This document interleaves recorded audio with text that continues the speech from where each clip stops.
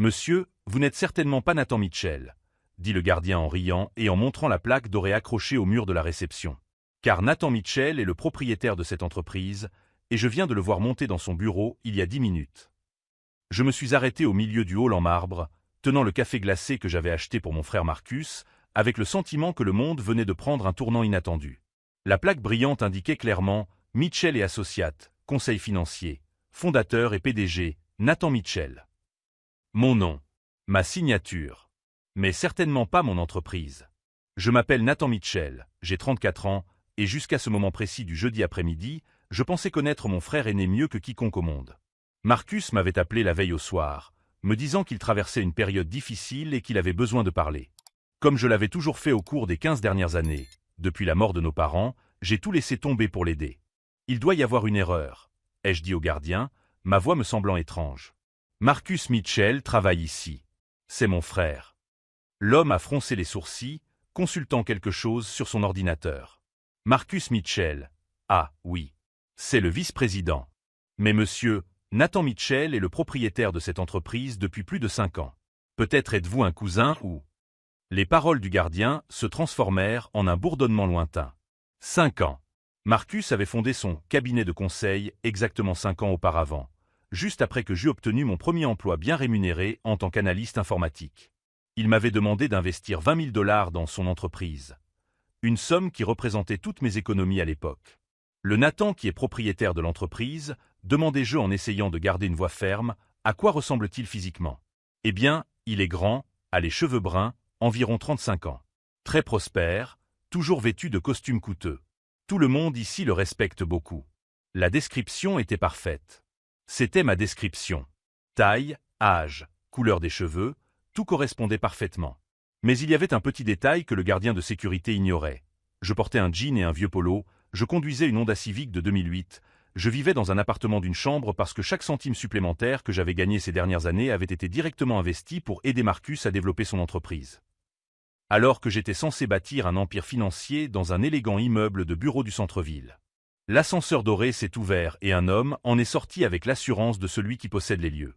Des cheveux bruns parfaitement coupés, un costume qui coûtait probablement plus cher que mon salaire mensuel, une Rolex brillant à son poignet. Lorsque nos regards se sont croisés, il s'est arrêté comme s'il avait vu un fantôme. Marcus. Mon frère. Vêtu de mon identité comme d'un costume sur mesure. Pendant une seconde qui m'a semblé durer une éternité, nous nous sommes regardés à travers le hall. J'ai vu le moment précis où il a réalisé que le jeu était terminé. Ce flash de panique dans ses yeux, suivi du calcul rapide qui précédait toujours ses mensonges les plus élaborés. Mais cette fois, il y avait quelque chose de différent dans mon expression qui l'a fait hésiter. C'était peut-être le fait que je ne semblais pas choqué ou dévasté, comme il s'y attendait probablement. Au lieu de cela, j'observais calmement, cataloguant mentalement chaque détail de la supercherie qu'il avait construite en utilisant mon nom. Nathan. Marcus s'est approché les bras ouverts, avec le sourire forcé de quelqu'un qui tente de contrôler une situation qui lui a complètement échappé. Quelle surprise de te voir ici. J'étais justement en train de monter à ton bureau, l'ai-je interrompu, en gardant une voix neutre. Ou plutôt, à mon bureau. Si vous aimez cette histoire de trahison familiale qui ne fait que commencer, n'oubliez pas de vous abonner à la chaîne, car ce que Marcus a fait avec l'identité de son propre frère n'est que la partie émergée de l'iceberg. Ce qu'il ne savait pas, c'est que je cataloguais ces incohérences depuis des mois. Et maintenant, enfin, toutes les pièces s'assemblaient pour former un puzzle de mensonges qui allait bien au-delà de ce que j'aurais jamais pu imaginer. Marcus s'approcha davantage, baissant la voix pour murmurer d'un ton conspirateur. Écoute, je sais que tout cela semble confus, mais je peux tout expliquer. Montons dans mon bureau et... Ton bureau? L'interrompis-je en le regardant droit dans les yeux. Marcus, la plaque sur le mur indique que Nathan Mitchell est le propriétaire de cette entreprise. Mon nom, pas le tien. Je vis le muscle de sa mâchoire se contracter, ce tic nerveux qu'il avait développé enfant chaque fois que nos parents le surprenaient en train de mentir sur ses notes scolaires ou sur l'argent qui disparaissait de son portefeuille. D'accord, c'est compliqué, admit-il en passant la main dans ses cheveux parfaitement coiffés. Quand j'ai créé l'entreprise, j'avais besoin d'un nom qui inspire le sérieux, et Nathan Mitchell semblait plus professionnel que Marcus Mitchell. Cela semblait plus professionnel. J'ai répété ces mots, laissant leur absurdité résonner entre nous. Alors tu m'as volé mon identité parce que mon nom sonnait mieux? Je n'ai rien volé. Marcus s'est éloigné, gesticulant de manière défensive. Écoute, les clients ne te connaissent pas personnellement. Et j'ai toujours prévu de te le dire quand le moment serait venu. Il y a 5 ans. Quoi? Tu as fondé cette entreprise il y a 5 ans. 5 ans à utiliser mon nom, ma réputation, à construire toute une vie basée sur des mensonges. Je gardais une voix calme, mais à l'intérieur, je cataloguais mentalement chaque conversation que nous avions eue ces dernières années. Chaque fois qu'il m'avait emprunté de l'argent, chaque excuse pour expliquer pourquoi l'entreprise n'était toujours pas rentable. Marcus regarda nerveusement autour de lui dans le hall, réalisant que notre conversation attirait l'attention des employés qui passaient. Allons régler cela en privé. Montez avec moi, je vous expliquerai tout. L'ascenseur était recouvert de miroirs, et tandis que nous montions en silence, j'observais mon frère à travers son reflet. Le costume qu'il portait coûtait probablement plus cher que 3 mois de mon loyer. La montre à son poignet était le même modèle que celui que j'avais admiré dans une vitrine l'année dernière, mais que je ne pourrais jamais m'offrir avec mon budget serré. Le bureau au 23e étage était tout ce que j'imaginais être le bureau d'un PDG prospère. Vue panoramique sur la ville, mobilier en cuir italien, un bureau en acajou qui semblait plus grand que mon salon. Sur le mur derrière le bureau, des diplômes encadrés arboraient le nom Nathan Mitchell en lettres dorées. Mes diplômes, murmurai-je en m'approchant du mur. Ce sont mes diplômes universitaires. Des copies, dit rapidement Marcus. Je devais établir ma crédibilité auprès des premiers clients, et comme tu n'as jamais utilisé ton MBA pour quoi que ce soit. Pour quoi que ce soit. Je me tournai vers lui. Marcus, je travaille 60 heures par semaine dans une entreprise technologique. J'utilise mon diplôme tous les jours. Mais tu n'as jamais été ambitieux. Toujours satisfait de ton petit salaire d'analyste, de ta vie médiocre. J'ai vu une opportunité et je l'ai saisie. Sa voix prenait un ton défensif, presque arrogant. Et regarde le résultat. Cette entreprise vaut près de 2 millions de dollars maintenant. J'ai transformé ton nom en quelque chose qui compte vraiment. 2 millions de dollars. Ce chiffre m'a frappé comme un coup de poing dans l'estomac. Pendant 5 ans, j'avais vécu dans un petit appartement, conduit une voiture d'occasion, me privant de tout luxe parce que j'y aidais Marcus à construire son avenir. Chaque fois qu'il m'empruntait 1 000 dollars, 2 000, 5 000, je lui donnais sans hésiter, croyant investir dans le rêve de mon frère aîné. Combien de fois m'as-tu emprunté de l'argent au cours de ces 5 années? Demandai-je en m'asseyant sur l'une des chaises en cuir devant la table. Marcus évita mon regard. Écoute, cela n'a pas d'importance maintenant. Ce qui compte, c'est que nous sommes une famille, et j'ai toujours prévu de te faire profiter des bénéfices quand. Combien de fois, Marcus? Il soupira, ouvrit un tiroir du bureau et en sortit un dossier. Même à l'envers, je pouvais voir des feuilles de calcul avec mon nom inscrit plusieurs fois, toujours dans la colonne « Prêt reçu ». 340 000 dollars, a-t-il finalement dit d'une voix basse. Sur 5 ans. Mais je te rembourserai avec intérêt, je te le promets. 340 000 dollars. Presque tout l'héritage de nos parents. Toutes mes économies. L'argent que j'avais mis de côté pour acheter une maison, pour avoir une sécurité financière, pour peut-être un jour créer ma propre entreprise. Tout cela avait financé la construction d'un empire qui portait mon nom, mais dont je ne possédais absolument rien. Et les clients savent que Nathan Mitchell est en fait Marcus Mitchell. Pas exactement, admit Marcus en tripotant nerveusement sa cravate en soie. La plupart des gros contrats, eh bien, ils croient qu'ils négocient directement avec moi. Je veux dire, avec toi. Techniquement. Techniquement. Je me levai et me dirigeai vers la fenêtre qui offrait une vue imprenable sur la ville. En bas, de minuscules personnes se déplaçaient sur les trottoirs, chacune vivant sa propre vie, affrontant ses propres problèmes. Combien d'entre elles étaient trahies à ce moment précis par des personnes en qui elles avaient confiance? Nathan, je sais que tu es contrarié, mais pense aux aspects positifs. Ton nom est désormais associé au succès. Quand je révélerai enfin que tu es impliqué dans l'entreprise. Quand tu le révéleras enfin. Je me suis retourné pour le regarder à nouveau. Marcus, tu as créé toute une société de conseil financier en utilisant frauduleusement mon identité. Tu as signé des contrats en mon nom. Tu as faussement présenté tes qualifications en utilisant mes diplômes. Ce n'est pas seulement une blague familiale qui a dégénéré. C'est un crime fédéral. Marcus pâlit. Pour la première fois depuis son arrivée au bureau, il semblait sincèrement inquiet plutôt que simplement gêné. Tu ne ferais pas ça, dit-il, mais sa voix n'avait plus la même conviction qu'auparavant. Nous sommes frères. Nous sommes une famille. Après tout ce que nous avons traversé ensemble, après la mort de nos parents. Après la mort de nos parents, répétai-je lentement, je suis devenu ton tuteur émotionnel et financier. J'ai sacrifié ma propre vie pour m'assurer que tu ailles bien. Et tu as utilisé cette loyauté, cette confiance, pour me voler non seulement mon argent, mais aussi mon identité. Marcus s'assit lourdement sur la chaise derrière le bureau. Un bureau qui m'appartenait techniquement, dans un bureau qui était techniquement le mien, dans une entreprise qui aurait dû être légalement la mienne. Je n'ai jamais voulu que ça se passe comme ça, dit-il, et pour la première fois, sa voix trahissait ce qui pouvait être un véritable remords. Au début, c'était seulement temporaire. J'allais utiliser ton nom pendant quelques mois, établir quelques clients, puis passer progressivement à mon propre nom. Mais plus l'entreprise grandissait, plus il devenait compliqué de changer. Alors tu as décidé de ne jamais me le dire. J'allais te le dire. Quand le moment serait venu. Quand tu serais prêt à rejoindre l'entreprise en tant qu'associé. J'ai ri, un son sans humour qui a résonné dans le bureau silencieux. Marcus, tu m'as maintenu financièrement dépendant de toi en me demandant constamment des prêts, tu m'as manipulé émotionnellement avec des histoires sur la difficulté de l'entreprise, et tu m'as complètement caché le succès que tu obtenais en utilisant mon nom. Et maintenant, tu me dis que tu avais l'intention de me faire une faveur en m'offrant une participation dans une entreprise qui m'appartenait déjà légalement? Le silence qui s'ensuivit ne fut rompu que par le bruit lointain de la circulation en bas et le ronronnement presque imperceptible de la climatisation.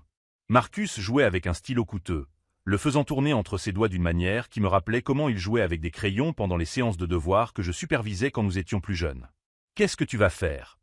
demanda-t-il finalement. C'était une question intéressante. Qu'est-ce que j'allais faire? Pendant des années, j'avais été le petit frère qui regardait Marcus avec admiration.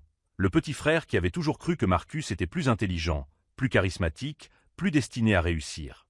Même lorsque de petits détails ne collaient pas, même lorsque les histoires changeaient subtilement d'une conversation à l'autre, je lui accordais toujours le bénéfice du doute. Mais assis dans ce bureau, entouré des preuves physiques d'années de tromperie systématique, quelque chose en moi a fondamentalement changé. Ce n'était pas de la colère, exactement. C'était de la lucidité. Pour la première fois depuis des années, je voyais mon frère et notre relation, tels qu'ils étaient réellement, sans le filtre de la loyauté familiale ou de la nostalgie de l'enfance. Tout d'abord, dis-je en me levant de ma chaise, j'aurai besoin de copies de tous les documents de l'entreprise. Contrat, état financier, correspondance avec les clients. Tout.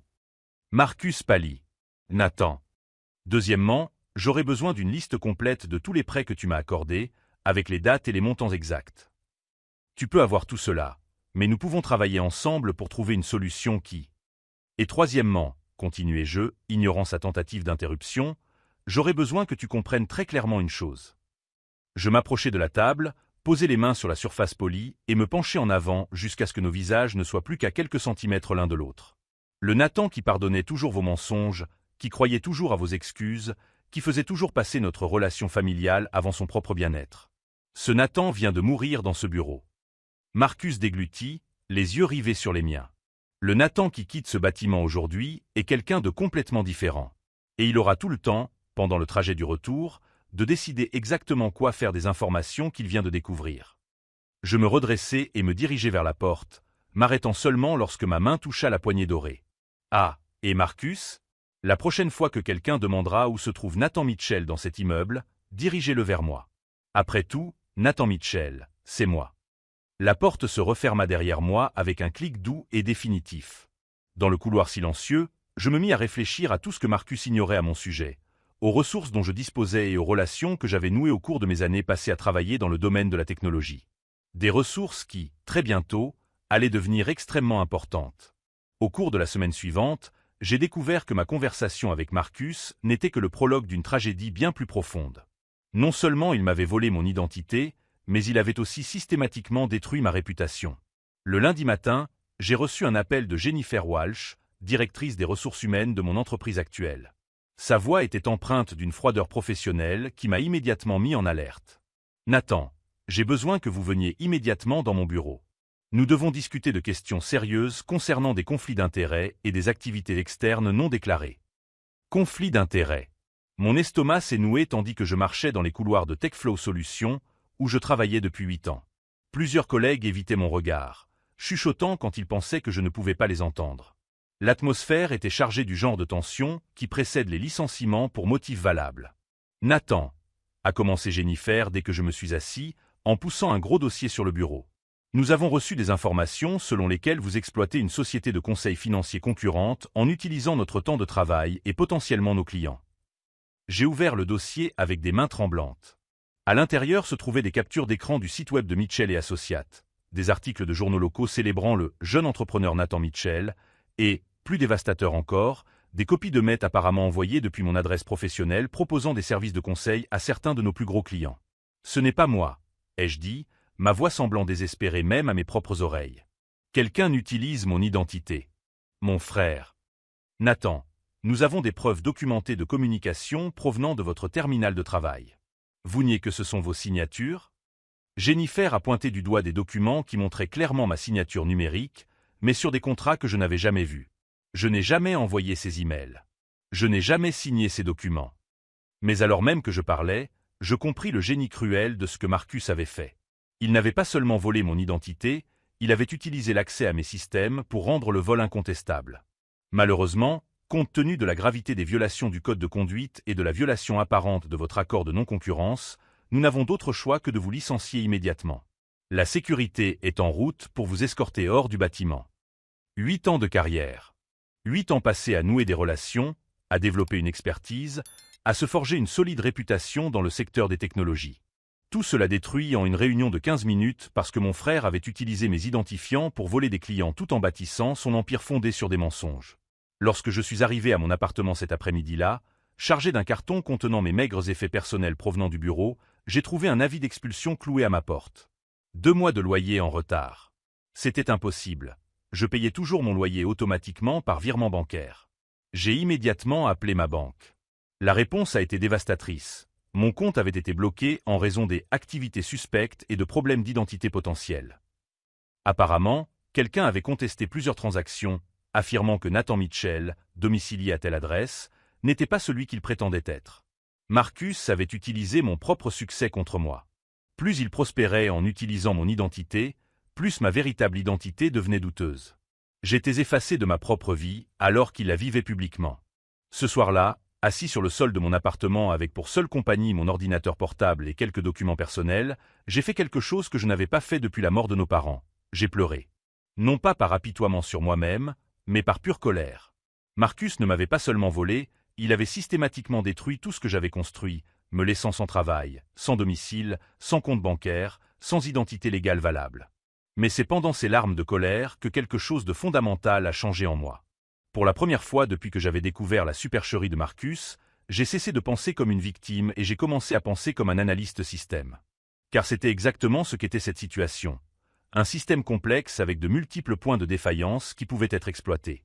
Marcus avait bâti son empire sur des fondations frauduleuses. Il avait utilisé mon identité, mes références, mes informations personnelles pour créer toute une vie basée sur des mensonges. Mais les mensonges, aussi élaborés soient-ils, laissent toujours des traces numériques. Et les traces numériques étaient justement mon domaine d'expertise. Le lendemain matin, j'ai appelé David Chen, mon ancien collègue chez TechFlow et l'un des meilleurs enquêteurs numériques que je connaissais. David était devenu freelance 2 ans auparavant, se spécialisant dans les affaires de fraude d'entreprise et d'usurpation d'identité. Nathan, mec, j'ai entendu parler de ce qui s'est passé. C'est complètement fou, m'a dit David lorsque je lui ai expliqué ma situation. Mais attends, tu es en train de me dire que ton propre frère a monté toute une entreprise en utilisant ton identité? Et personne ne s'est jamais posé de questions? 5 ans, David. 5 ans qu'il perfectionne cette supercherie. Mais maintenant, il est devenu trop confiant et a commencé à utiliser mes véritables systèmes de travail. Cela signifie qu'il existe des preuves numériques de tout. Tu veux que j'enquête officiellement là-dessus? Parce que, mec, ce n'est pas seulement du vol d'identité. C'est de la fraude à plusieurs niveaux. Fraude électronique, fraude postale, fraude fiscale, voire des violations de la loi RICO s'il le fait à grande échelle. David avait raison. Ce que Marcus avait fait n'était pas seulement une escroquerie familiale qui avait dégénéré. C'était un crime fédéral dans plusieurs juridictions. Mais surtout, c'était un système vulnérable qui pouvait être méthodiquement démantelé par quelqu'un qui comprenait le fonctionnement des systèmes frauduleux. Combien de temps te faudrait-il pour cartographier toute l'étendue de son opération? Ai-je demandé. Pour quelqu'un dans ta situation? Pro bono, mon ami. Ce sera l'affaire la plus intéressante de l'année.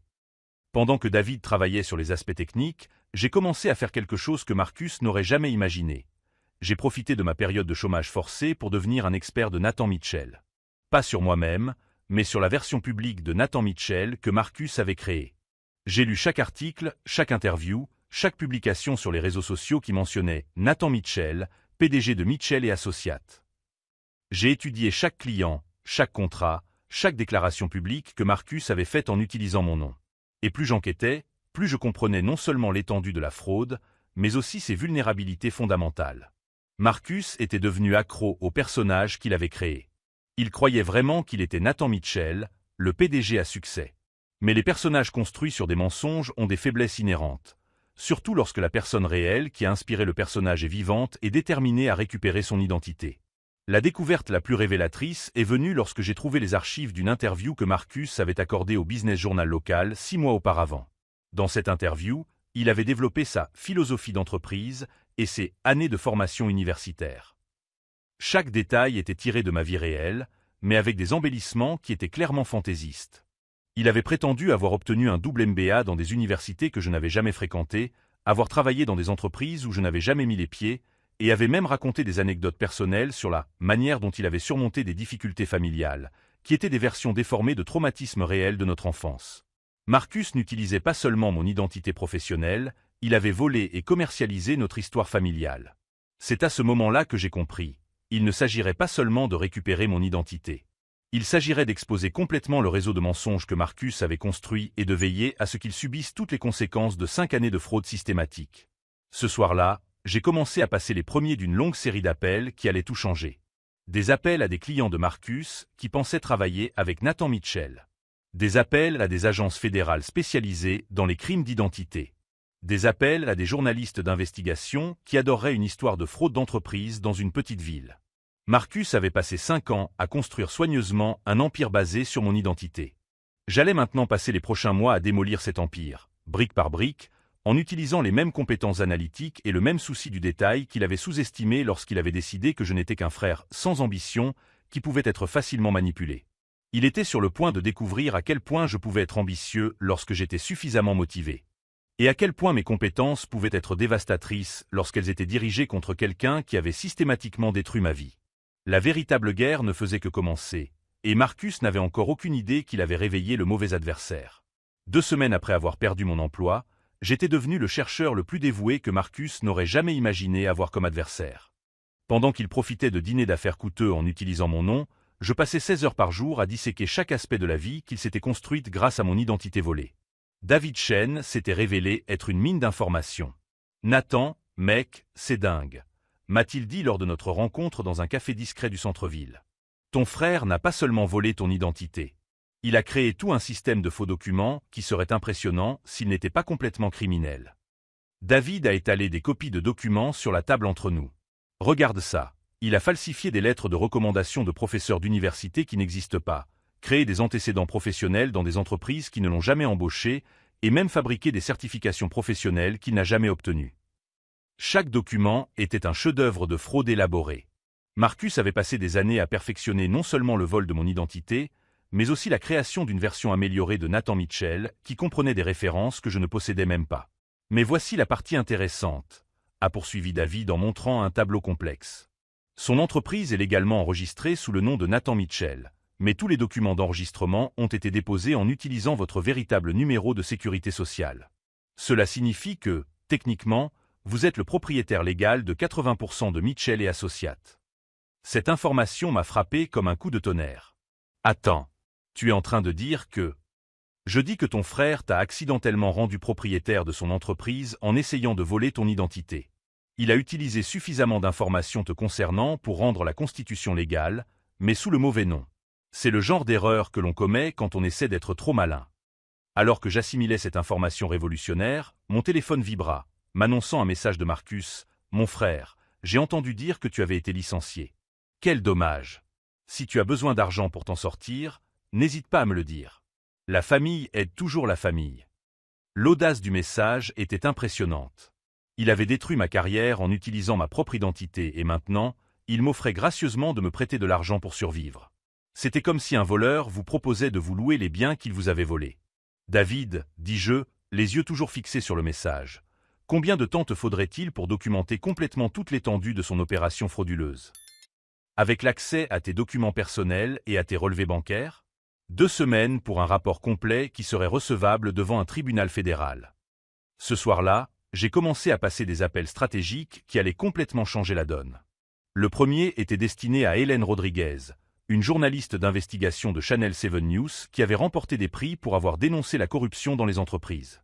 Hélène et moi nous étions rencontrés des années auparavant, lorsque TechFlow avait fait l'objet d'une brève enquête pour violation de la confidentialité des données qui s'était avérée infondée. Nathan Mitchell, a dit Hélène lorsque je lui ai expliqué qui j'étais. Attendez, vous êtes le Nathan Mitchell de Mitchell et Associates? J'ai lu un article sur vous dans le Business Journal. C'est impressionnant d'avoir bâti une entreprise de cette envergure à un si jeune âge. En fait, Hélène, c'est exactement ce dont j'ai besoin de vous parler. Et je pense que vous trouverez l'histoire réelle beaucoup plus intéressante que tout ce qui a déjà été publié sur Nathan Mitchell. Au cours de l'heure qui a suivi, j'ai méthodiquement expliqué toute la situation à Hélène. Elle a posé des questions précises, demandé des documents, et lorsque j'ai raccroché, je savais que j'avais trouvé exactement le type d'allié dont j'avais besoin. Quelqu'un qui comprenait à la fois la valeur de l'histoire et l'importance de la raconter correctement. Le deuxième appel était destiné à Margaret Stevenson, directrice régionale du FBI pour les crimes financiers. Margaret avait été conférencière lors d'une conférence sur la cybersécurité à laquelle j'avais participé 2 ans auparavant, et nous avions échangé nos cartes de visite. À l'époque, je n'aurais jamais imaginé en avoir besoin. Agent Stevenson, je suis Nathan Mitchell, analyste système chez TechFlow Solutions. Nous avons brièvement discuté lors de la conférence sur la sécurité en 2022. Bien sûr, je me souviens de vous. Que puis-je faire pour vous? Je dois signaler un cas complexe d'usurpation d'identité et de fraude d'entreprise impliquant des violations fédérales dans plusieurs juridictions. Et je pense que vous trouverez cela particulièrement intéressant, car l'auteur est mon frère. Margaret a fixé un rendez-vous pour la semaine suivante. Lorsque j'ai raccroché, j'ai ressenti une satisfaction froide et calculée. Marcus avait bâti son empire en partant du principe que je resterais passif, prévisible, facilement manipulable. Il était sur le point de découvrir à quel point il avait sous-estimé mon intelligence et ma détermination. Mais le troisième appel était le plus important. Richard Chen, sans lien de parenté avec David, était un avocat d'affaires spécialisé dans les fraudes commerciales et les affaires d'usurpation d'identité. Sa réputation dans le domaine juridique était formidable, et ses honoraires reflétaient sa compétence. Monsieur Mitchell, a déclaré Richard lorsque je lui ai expliqué ma situation, c'est l'un des cas d'usurpation d'identité systématique les plus élaborés que j'ai jamais rencontrés. Mais c'est aussi l'un des plus vulnérables sur le plan juridique. Votre frère a commis tellement d'erreurs documentées que cette affaire se défend pratiquement toute seule. Richard m'a expliqué que nous pouvions poursuivre Marcus non seulement pour vol d'identité, mais aussi pour fraude postale, fraude électronique, falsification de documents, violation des lois sur la constitution des sociétés et peut-être même évasion fiscale s'il n'avait pas correctement déclaré les prêts que j'avais reçus comme revenus. Plus important encore, a poursuivi Richard, nous pouvons demander non seulement des dommages-intérêts compensatoires, mais aussi des dommages-intérêts punitifs. Et étant donné qu'il a utilisé votre identité pour créer une entreprise de 2 millions de dollars, les dommages-intérêts punitifs pourraient être substantiels. Au cours des semaines suivantes, tandis que Marcus continuait à vivre ma vie publiquement, je construisais systématiquement le dossier qui détruirait non seulement son imposture, mais aussi sa liberté. Chaque jour apportait de nouvelles découvertes sur l'étendue de sa malhonnêteté. David a découvert que Marcus avait utilisé mon identité pour obtenir des prêts commerciaux d'une valeur de 600 000 $, en utilisant mon score de crédit impeccable comme garantie. Hélène a trouvé des preuves que Marcus avait menti aux journalistes sur sa formation, son expérience professionnelle et même son âge. Margaret a confirmé que l'enquête fédérale était officiellement ouverte et que Marcus serait inculpé dans les 6 semaines. Mais la découverte la plus dévastatrice est venue lorsque j'ai commencé à contacter directement les clients de Marcus. Si vous suivez cette quête de justice et de vengeance familiale, abonnez-vous à la chaîne pour ne pas manquer le moment où toute cette préparation minutieuse se transformera en une action dévastatrice. Jennifer Walsh, PDG de Walsh Industries et principale cliente de Mitchell et Associates, a accepté de me rencontrer après que je lui ai expliqué que j'étais le vrai Nathan Mitchell, et qu'il y avait des questions importantes concernant l'authenticité des services qu'elle recevait. Vous dites que l'homme que j'ai connu sous le nom de Nathan Mitchell, qui a géré notre restructuration financière l'année dernière, est en fait Marcus Mitchell, a demandé Jennifer lors de notre réunion dans son élégant bureau. Je dis que la personne que vous connaissez sous le nom de Nathan Mitchell a usurpé mon identité, utilisé mes diplômes et mes références falsifiées pour gagner votre confiance, et bâti toute son entreprise sur la base d'une fraude avérée. Jennifer est restée silencieuse pendant un long moment, assimilant les implications. Monsieur Mitchell, le vrai Monsieur Mitchell, Comprenez-vous que notre entreprise a investi près de 800 000 $ dans des stratégies recommandées par quelqu'un qui ne possédait apparemment pas les qualifications qu'il prétendait avoir? Je comprends parfaitement. Et je comprends également que vous et votre entreprise êtes autant victimes de cette fraude que moi. À la fin de ma réunion avec Jennifer, j'avais non seulement gagné un témoin disposé à coopérer avec les enquêtes fédérales, mais aussi une alliée puissante disposant de ressources juridiques substantielles et d'une motivation personnelle pour voir Marcus subir toutes les conséquences de ses actes. Ce soir-là, seul dans mon appartement temporaire avec vue sur la ville où Marcus jouissait d'un succès bâti sur mon identité volée, j'ai passé l'appel final qui scellerait définitivement son destin. « Marcus », ai-je dit lorsqu'il a répondu, d'une voix calme et amicale. « Comment ça va, mon frère ?»« Nathan, ça me fait plaisir de t'entendre. Tu as trouvé un autre emploi? En fait, je t'appelle au sujet d'une opportunité commerciale. J'ai quelques clients potentiels qui pourraient être intéressés par les services de Mitchell et Associates. Que dirais-tu de se rencontrer demain pour en discuter? Vraiment? Bien sûr. Quel genre de clients? Des personnes très influentes.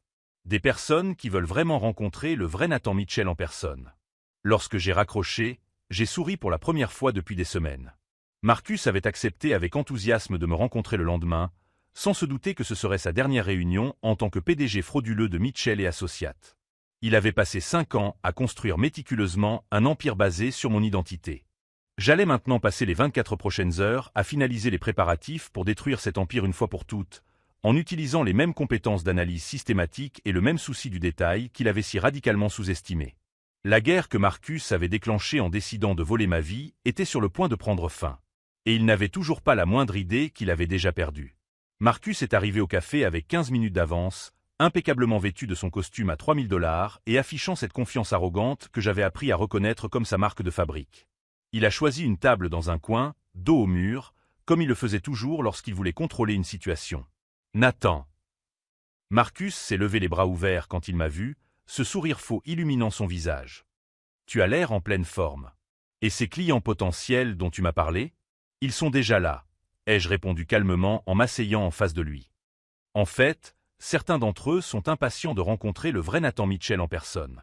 Marcus rit, complètement étranger au double sens de mes paroles. Parfait.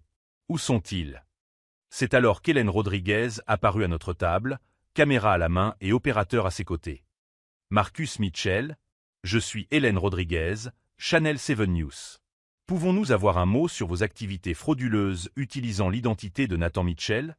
Marcus pâlit instantanément. Son regard passait de moi à Hélène et à la caméra, tel un animal pris au piège calculant des voies de fuite inexistantes. Je ne sais pas de quoi vous parlez, balbutia-t-il en essayant de se lever, mais je lui fis gentiment signe de rester assis.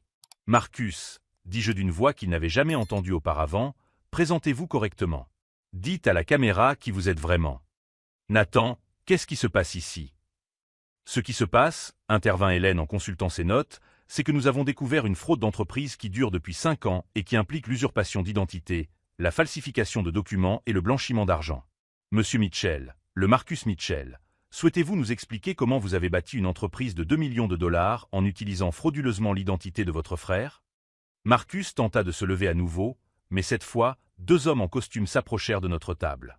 Marcus Mitchell, dit le plus grand en brandissant un badge, agent Stevenson, FBI. Vous êtes en état d'arrestation pour être interrogé au sujet de crimes fédéraux de fraude postale et électronique. C'est à ce moment-là que j'ai vu quelque chose se briser dans le regard de Marcus. L'arrogance s'est transformée en panique, la panique en compréhension, et la compréhension en quelque chose qui s'apparentait fortement à de la terreur lorsqu'il a finalement compris qu'il n'avait pas affaire au frère passif qu'il avait toujours connu. Nathan, a murmuré Marcus, ignorant complètement les agents fédéraux, tu ne peux pas faire ça. Nous sommes une famille. Une famille. Je me suis penché en avant, m'assurant que la caméra capte chaque mot. Marcus, tu as volé mon identité, détruit ma carrière, utilisé mon argent pour financer ta vie de mensonge et systématiquement saboté chaque aspect de mon existence pendant 5 ans. Quel genre de famille fait ça? Mais j'allais te faire profiter des bénéfices. J'ai dit que j'allais partager. Tu allais partager? L'interrompis-je en sortant un dossier de mon sac à dos.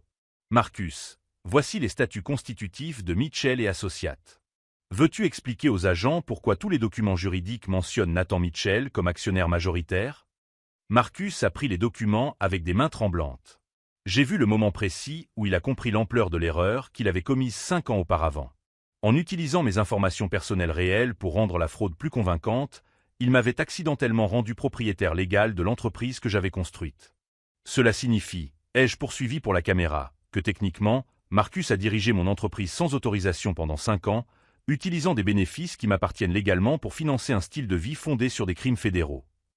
Attendez, attendez, a dit Marcus, la voix montant d'une octave. Nous pouvons régler cela en famille. J'ai de l'argent, je peux vous rembourser tout ce que... 340 000 $, a déclaré l'agent Stevenson, consultant ses propres dossiers. C'est le montant que M. Nathan Mitchell a documenté comme prêt non remboursé. Plus 600 000 $ de prêts commerciaux obtenus frauduleusement en utilisant son identité. M. Marcus Mitchell, vous comprenez que cela représente plus de 900 000 $ de fraude documentée? Marcus tenta un dernier coup. Nathan, pense à ce que cela va faire à notre famille. À notre réputation. Notre réputation. J'ai ri, un son sans humour qui a résonné dans le café silencieux. Marcus, notre réputation? Tu veux dire la réputation que tu t'es construite en te faisant passer pour moi pendant 5 ans? J'ai sorti mon téléphone et lui ai montré une série de photos que David avait découvertes au cours de son enquête. Ce sont des photos de toi lors d'événements professionnels, où tu te présentes comme Nathan Mitchell. Celle-ci a été prise lors d'un dîner de gala où tu as reçu le prix du jeune entrepreneur de l'année, en mon nom. Et celle-ci, ai-je ajouté en montrant une photo particulièrement accablante, te montre en train de signer un contrat d'1 million de $ avec Jennifer Walsh, en utilisant mon identité. Jennifer Walsh, a ajouté Hélène, qui, soit dit en passant, poursuit Marcus et Mitchell et Associates pour représentation frauduleuse.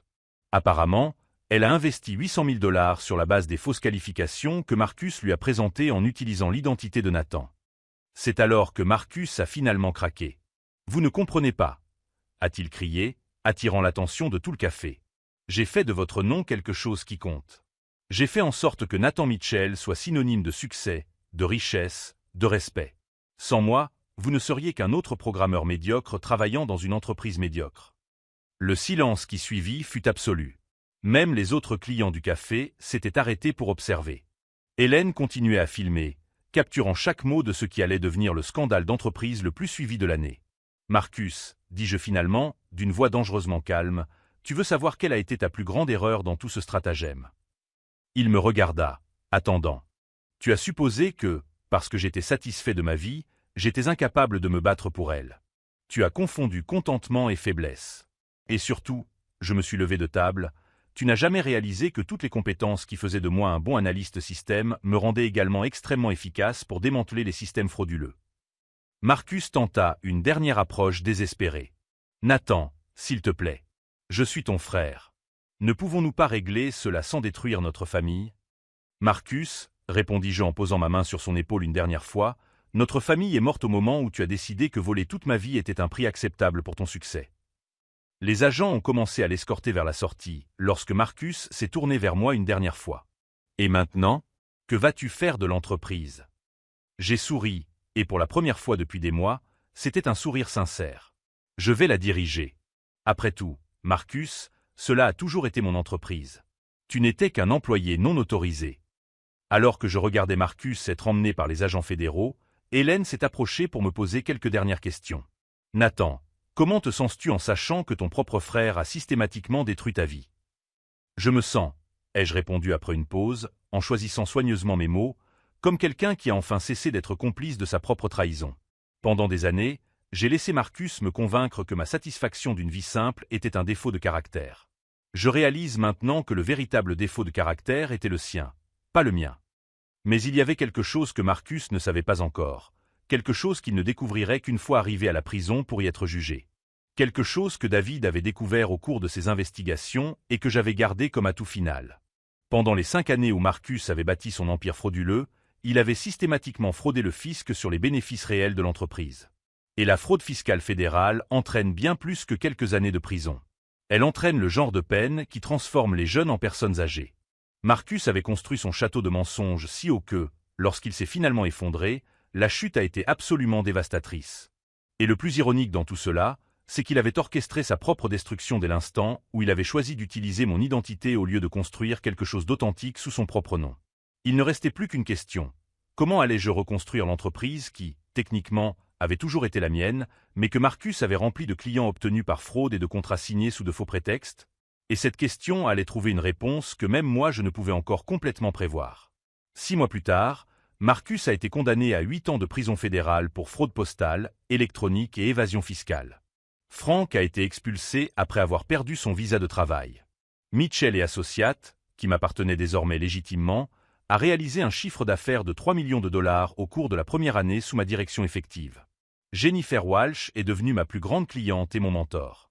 Nathan, m'a-t-elle dit lors de notre dernier déjeuner d'affaires, vous avez transformé une entreprise fondée sur des mensonges en une référence en matière d'intégrité. Hélène Rodriguez a remporté un Emmy pour son reportage sur la fraude familiale. Margaret m'a proposé un poste au FBI, que j'ai gentiment refusé. Aujourd'hui, en regardant par la fenêtre de mon bureau au 40e étage, je repense à la façon dont Marcus m'a rendu le plus grand service de ma vie. Il m'a forcé à découvrir ce dont j'étais vraiment capable. La leçon à en tirer: ne sous-estimez jamais quelqu'un qui se contente de peu. Le contentement n'est pas une faiblesse, c'est une force silencieuse qui attend le bon moment pour agir. Si cette histoire de vengeance familiale vous a touché, abonnez-vous à la chaîne pour découvrir d'autres récits de justice et de rebondissements qui prouvent qu'au final, la vérité l'emporte toujours. Marcus a découvert trop tard qu'il est facile de voler une identité. Mais il est impossible d'en assumer les conséquences.